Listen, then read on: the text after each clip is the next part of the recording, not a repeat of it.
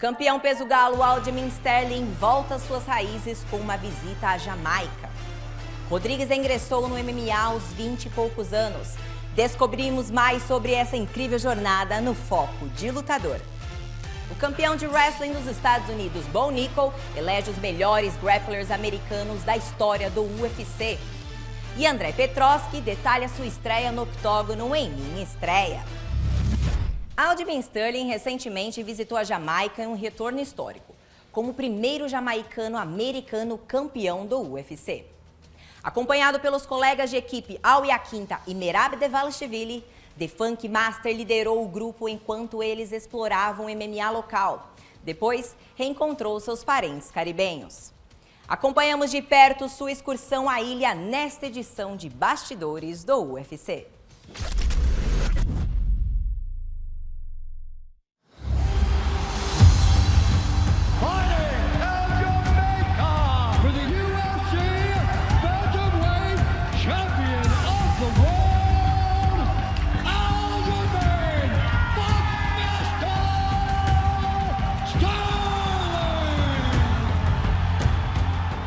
First Jamaican UFC champion.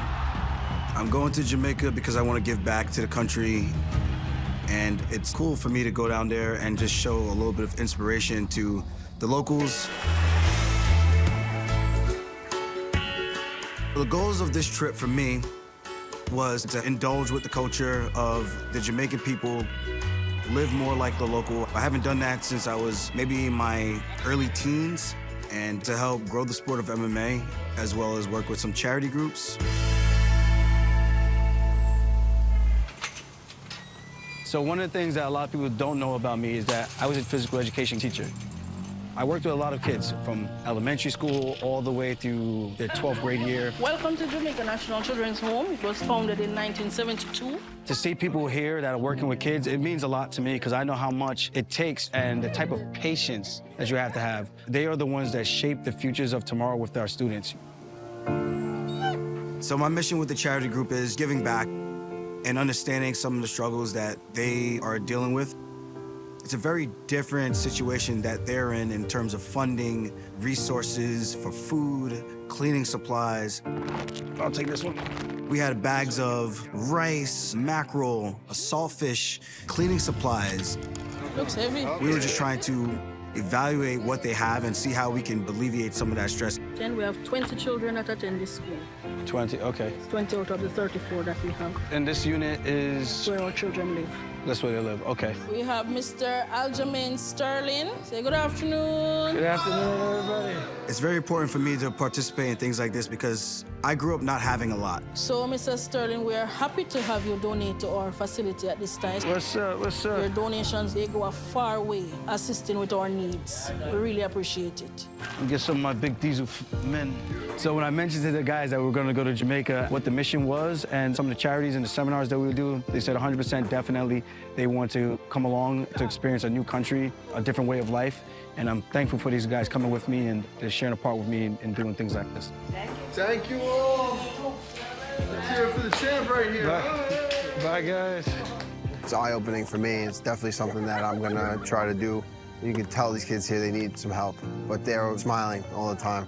They're all just happy to see outside people. Oh, just wide love.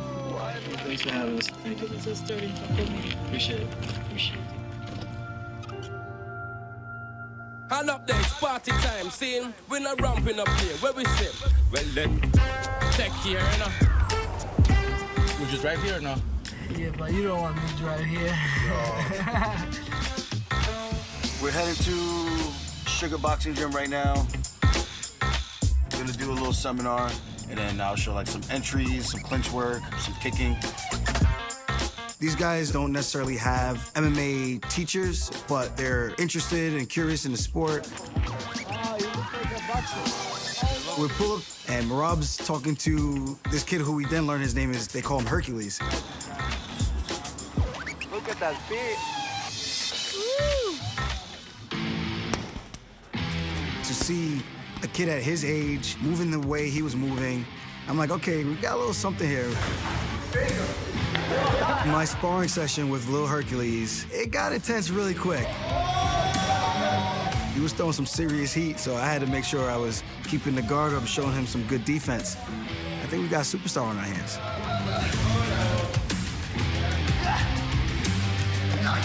My turn. This is the future right here. This is Breezy. This is Sterling. Nice to meet you. Our pro boxer. They're primarily boxers at these gyms. They're going after it. They're going for it. You gotta learn the fundamentals and the basics. This is an opportunity to introduce them to MMA. Work up into this position on the neck. We got inside attacks here. We got foot sweep. The opportunity and the potential is limitless down there in Jamaica. You think this is something? Go down to Jamaica, you'll see hundreds of me walking around. I can start to throw my punches in this position. I'll polish these boys up and these girls. There's gonna be some dangerous people over here. UFC Jamaica, we're coming. We're coming. I hope they keep that in mind, that anything can happen as long as they put the work in. If I could do it, you could do it too. Throughout this trip, we did a whole bunch of different activities. We got to hang out on the beach.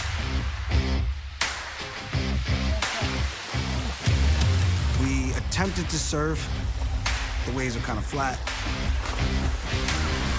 We went horseback riding. Marab, he rides horses all the time, so he gets on, of course, and he's hitting this thing. Yeah!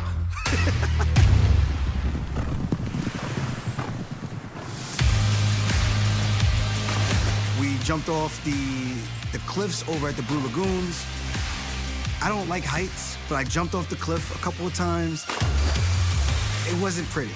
The mountain trail is over here. We went hiking, all the greenery that we were able to see.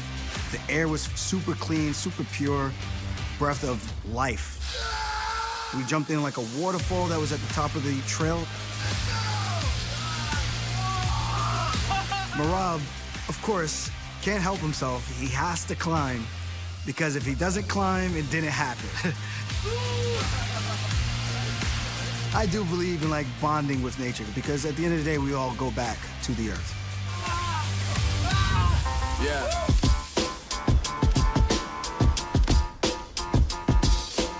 We're waiting for my cousins. This was a part of the trip that I wanted to show the world. I actually never met this side of the family. What's up, what's up? How's it? Fine, man. Good, good. And I just found out one of them is actually like the mayor of Brownstown. Nice to meet you. Nice to meet you. We go over there, we show the belt, we take some pictures. We meet I guess one of my great aunties kind of thing, something like that. His grandmother is my sister. Aljo, this is the first time that you see her? Yes, actually, I think so, right? I think so. Yeah, first time, yeah. And they have like this plaza, but they own a Jamaican restaurant over there as well. Oh, that's good, man. Are you family too? Yeah, man. Cousin. I got an opportunity to make some authentic jerk chicken. I can't even tell you. I just know it's good as hell. We cooked that up, we jerked it up. You hold this side, you hold this side. Savvy. Come here and reconnecting with family that I haven't seen or met. Respect, cause That just shows a lot about the people here and obviously family and how they treat and house everybody. Hospitality goes a long way.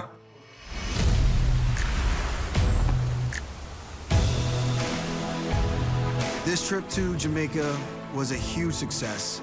From the charities. Being a UFC champion, been giving a lot more opportunities and a lot more access to help. Fingers do the work, my legs and my body weight. The seminars.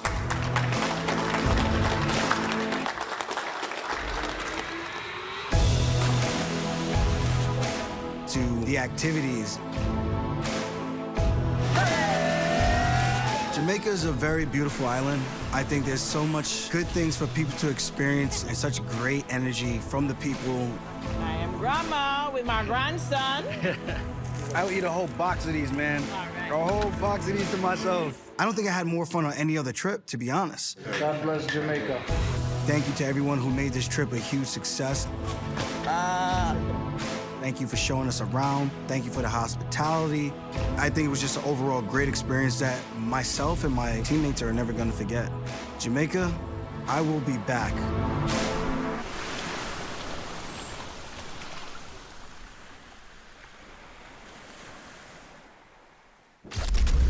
Destaque dos meio-médios, Daniel Rodrigues cresceu cercado pela cultura de gangues, tendo seu primeiro desentendimento com a lei aos 15 anos.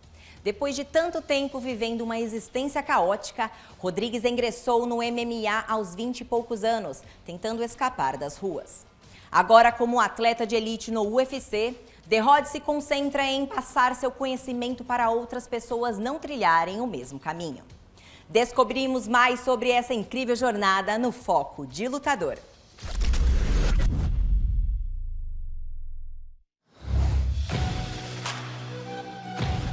Well, since 2020, when Daniel Rodriguez entered the UFC, he was put immediately on the map. This is a tough out at 170 pounds. The guy is a really good striker. He's a really good grappler. And most of all, he's the Los Angeles dog that enjoys to fight. Oh! One of the more underrated welterweights on this UFC roster. This is a man who came from nothing. He's a fighter. He was had trouble with the law. He was in prison. This is allowing him to turn his life around. All systems go right now. D-Rod's on fire.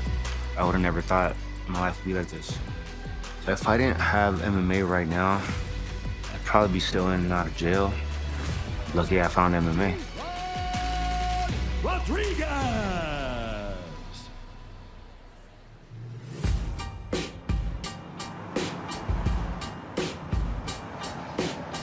I grew up in Los Angeles, born and raised. But yeah, I lived in the hood most of my life. Living in a 2-bedroom apartment with all of us. And my dad wasn't there. I kind of like played the dad role a little bit, you know? I helped my mom with my younger brothers and sisters while she was at work. I would get like pushed aside. I needed attention, that's why I used to get into so much trouble. Yeah, I knew that both my mom and dad were gang affiliated. Everyone on my dad's side is all tattooed up, all gang banging. And for me, growing up, it was normal. The dudes that I looked up to, you know, were all gang members. This is what I was brought into. That's all I knew. First time I went to jail, I was 15. I've been in and out the LA County Jail 20 times.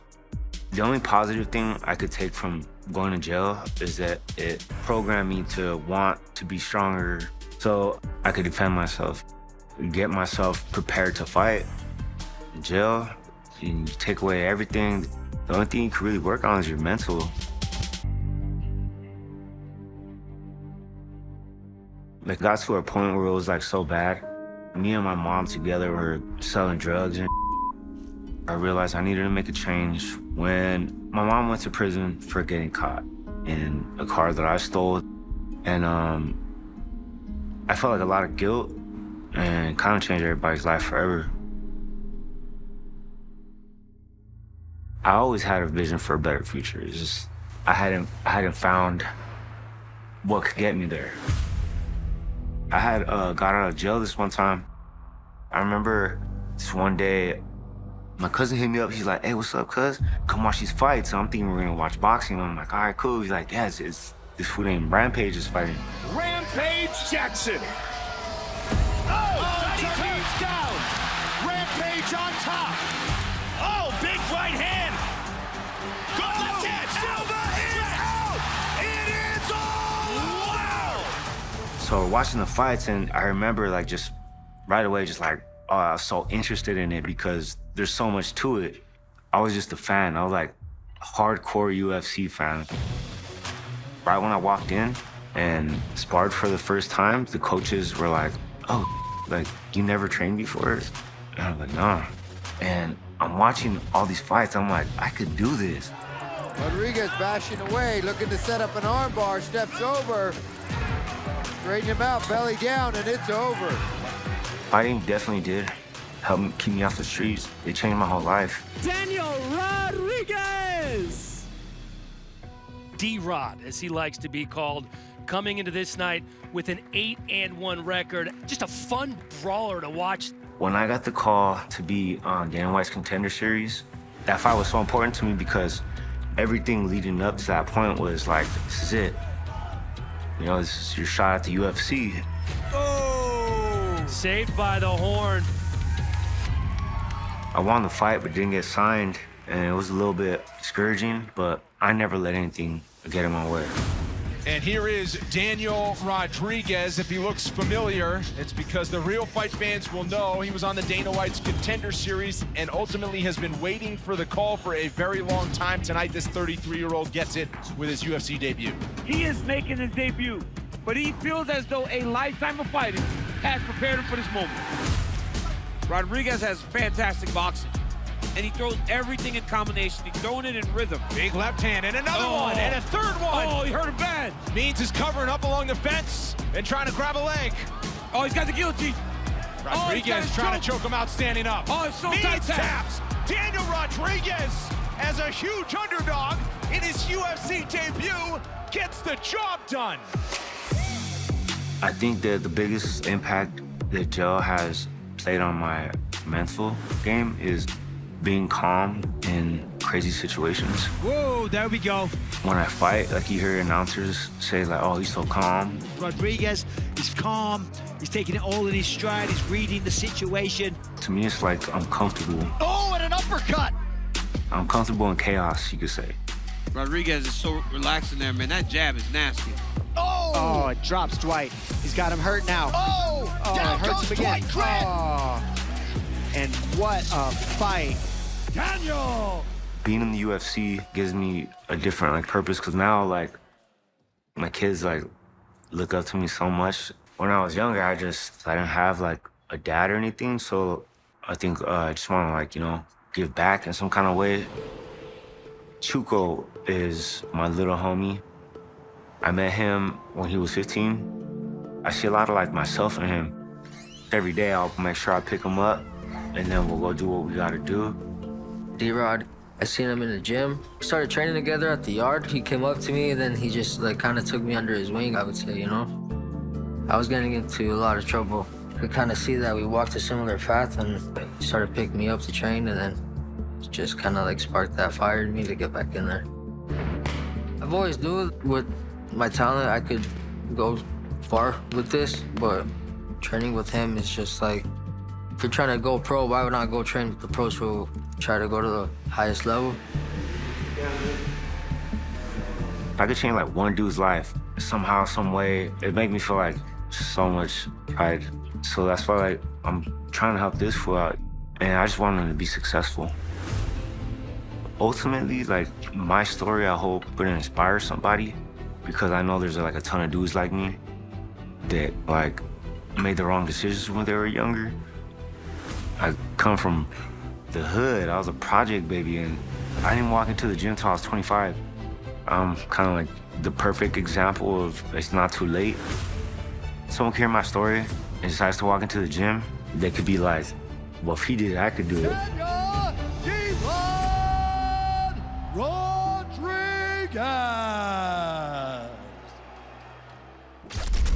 Sensação na faculdade, Bo Nickal é o mais recente atleta de uma longa lista de elite condecorada no wrestling americano, que fez uma transição de sucesso para o MMA.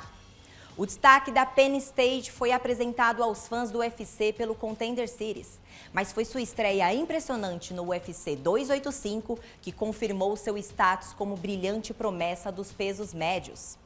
Conversamos com Bo para descobrir qual a lista de wrestlers americanos que obtiveram sucesso no mais alto nível do MMA no UFC.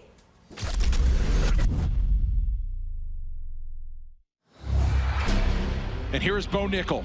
One of the most highly touted prospects to hit the sport in years. As decorated a collegiate wrestler as we've ever seen. Wrestling fundamentals are an incredibly important tool to have when going into MMA, because if your wrestling fundamentals are better than your opponents, you decide where the fight happens. He's not just taking people down and lying on them. He's not just cracking them with the right hand. He is taking people out of there, and he's doing it in style. I think that we see so many great American wrestlers transition to MMA because of how strong American wrestling is. There's such a strong tradition of Americans competing well in the World Championships and the Olympics. And then in addition to that, kids are brought up with youth wrestling, high school, collegiate. It really prepares you for that next level of competition in what the UFC is, you know? And being able to have all those competition reps from a young age, I really feel that there's no way to discredit the value in that. I'm Bo Nickal, and these are my top 5 greatest American wrestlers in UFC history.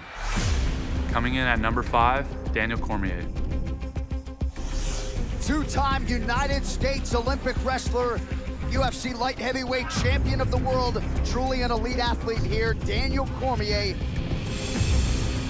Daniel Cormier's fighting style was different and unique because he really mixed up the boxing and the wrestling really well. It's the hands and the striking of Daniel Cormier that separates him from a lot of other wrestlers. Oh, my goodness, wow. Indeed. Look at that.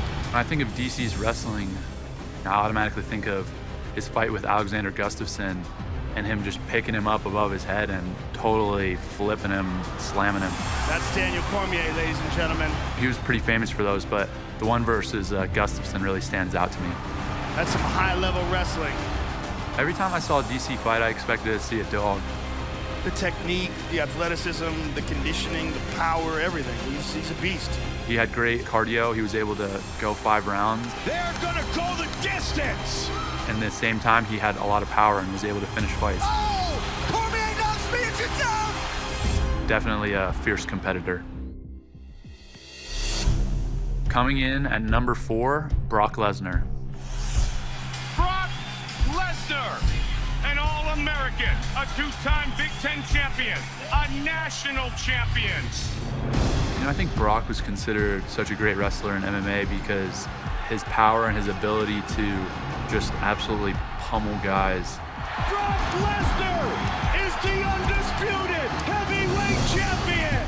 To see that guy coming at you, not only trying to land punches, but trying to take you down and beat you up on the ground had to have been pretty terrifying. Wow, Brock Lesnar has done it!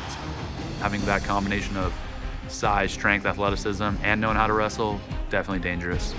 2 great wrestlers, and there is a ton of respect.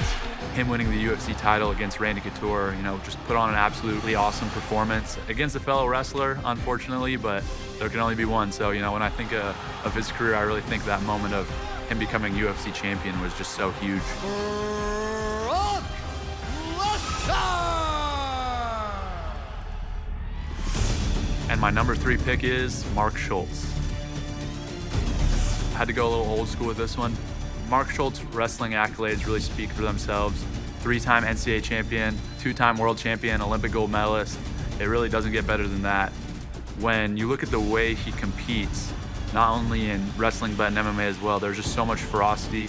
Obviously, he was a very physical specimen, but I think more than that, his mentality was second to none. I heard a Mark Schultz quote once, "There's no man on earth that can hurt me." Look at Mark Schultz! I love that mentality. He absolutely emulated that quote in his fights. Coming in at number 2, Sarah McMahon. I chose Sarah McMahon to be on my list because earning a silver medal in the Olympics is such an amazing accomplishment, and I feel like she was one of the first female wrestlers to kind of bring that in. How good was that? Every single time she competed, she had a positive attitude and she gave her 100% best. McMahon working hard for this takedown. She gets it. That's all you can really ask of yourself, and so that's something I really appreciate. My favorite Sarah McMahon moment had to be her UFC debut. Oh, man. You know, winning in a knockout, such an awesome accomplishment, and just a really cool thing to see somebody come from the same background as me, you know, wrestling, and reach the highest level of the sport in the UFC and being able to make her debut with a knockout. Very cool moment. And coming in at my number 1, it's Henry Cejudo. The youngest American ever to earn a gold medal in the Olympics in freestyle wrestling. Henry Cejudo, former national champion, Pan Am wrestling champion. I mean, he's a spectacular wrestler.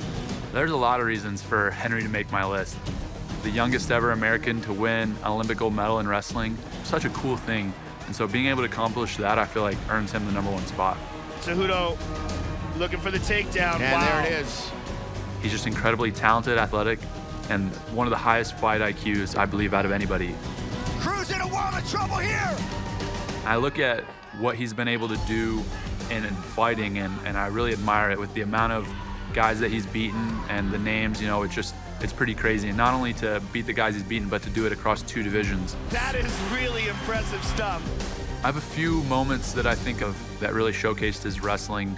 His second fight with Demetrius Johnson, being able to take, at the time, the pound-for-pound #1 guy, take him down and win a really close decision. Such an awesome thing and definitely huge for the sport of wrestling. Other moments, I think of his fight with Marlon Moraes. He didn't necessarily showcase his wrestling through takedowns, but I think he showcased his heart, his grit, his toughness, losing a first round and kind of getting pieced up a little bit, and then just turning it on, putting the pressure on the guy, and being able to turn that fight around, get the finish, and become the 135-pound champ as well. That's it. Get him a second belt! Henry Cejudo is the UFC Bantamweight champion! 2-division UFC champ, Olympic gold medalist, that's a Triple C. I'm Bo Nickal. Thanks for taking 5.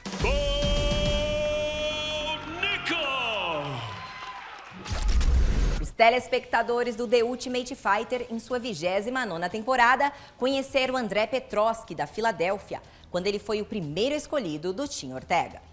Suas habilidades lhe renderam a chamada em cima da hora para o grande palco em agosto de 2021.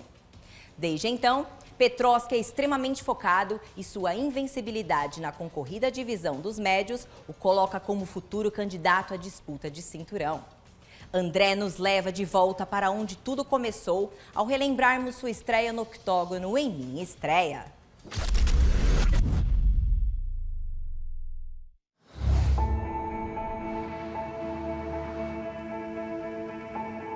I was on season 29 of The Ultimate Fighter, Ortega versus Volkanovski. I was the first pick for Team Ortega. We'll take Andre. It gave me confidence that the coaches believed in me and they saw something special. My first fight was against Aaron Phillips. I finished him in the first round. And then my second fight was against Brian Battle.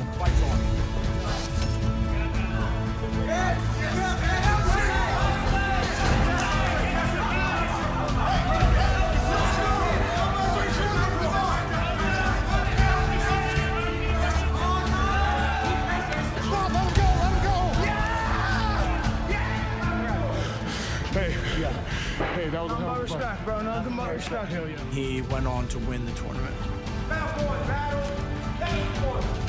The ultimate goal has always been to fight in the UFC and fight on the biggest platform in the world. So in my mind, I always knew that I would get there at some point. It was just a matter of when. At the time, I started looking for other regional fights, and I was in the grocery store and I get a phone call and he's like, Andre, it's Mick Maynard. I'm like, what? He's like, can you make weight in 10 days?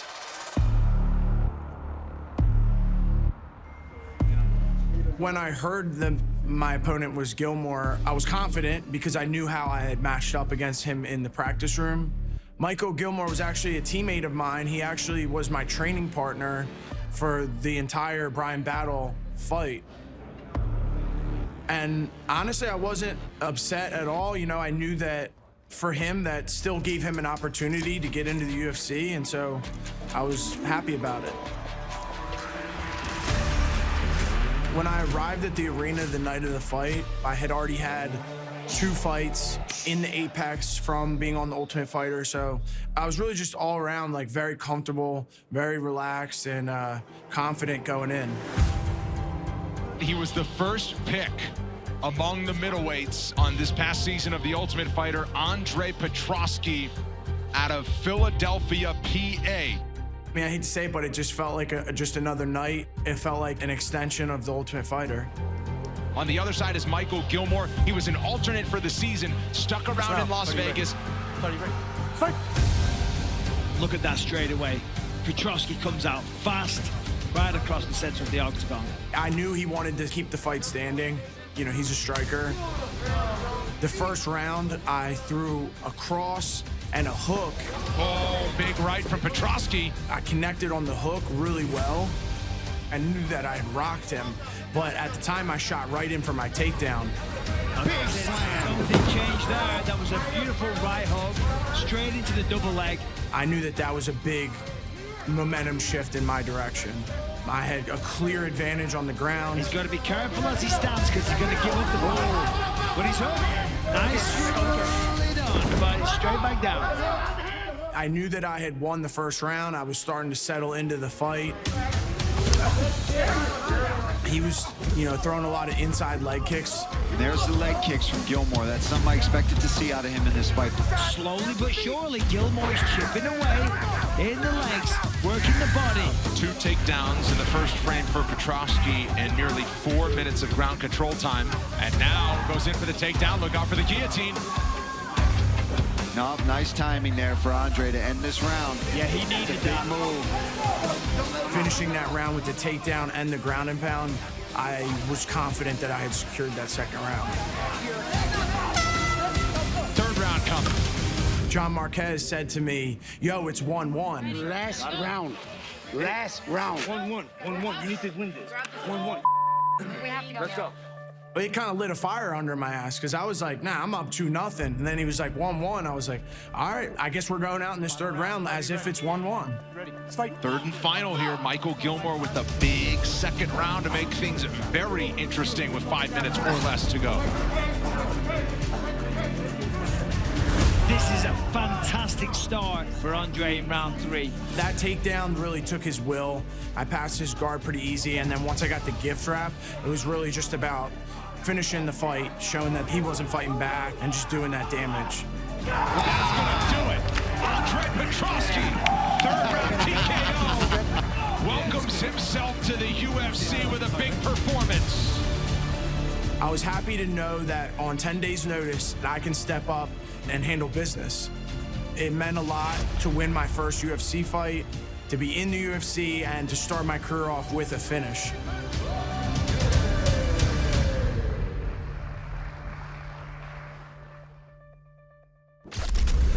E chegamos ao fim deste episódio. Entre em contato com a gente e compartilhe a sua opinião online usando a hashtag Conexão UFC. Até a próxima!